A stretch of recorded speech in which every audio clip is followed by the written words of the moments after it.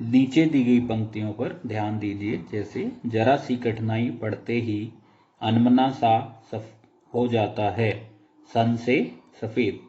समानता का बोध करवाने के लिए सा से सी का प्रयोग किया जाता है। ऐसे 5 और शब्द आपको लिखने हैं और उनका वाक्यों में प्रयोग करना है।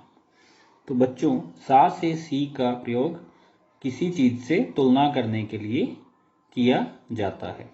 तो इस तरह से आपको कुछ और शब्द लिखने तथा उनसे वाक्य बनाने हैं कि जब हमें किसी अन्य चीज से तुलना करनी हो तो हम सा से सी का प्रयोग करते हैं। जैसे नीला सा आसमान, चांद सा गोल चेहरा आदि।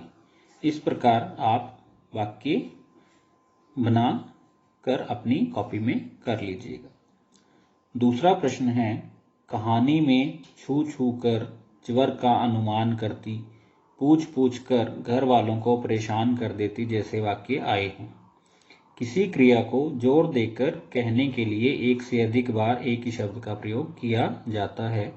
जैसे वहां जा जाकर थक गया, उन्हें ढूंढ ढूंढ कर देख लिया। इस प्रकार के 5 वाक्य बनाइए कि जब हमें किसी बात को जोर देकर कहना है तो हम किसी क्रिया को या काम वाले शब्द को 2 बार प्रयोग कर कर कहते हैं। जैसे मैं पढ़ पढ़ कर थक गया, बोलते बोलते मेरा मुंह दुखने लगा, चलते चलते मेरे पाँव में छाले पड़ गए आदि। इस तरह से आपने 5 वाक्य बनाने हैं। तीसरे प्रश्न के अंतर्गत सामान्य बोलचाल की भाषा में प्रयोग होने वाले कुछ शब्दों के बारे में बताया गया है कि जैसे निक्सार, बर्मा, उरिन, चिवड़ा आदि। इस प्रश्न के अंतर्गत आप अपनी बोली में बोले जाने वाले कुछ शब्द तथा उनका हिंदी अर्थ जानकर अपनी कॉपी में लिख लेना।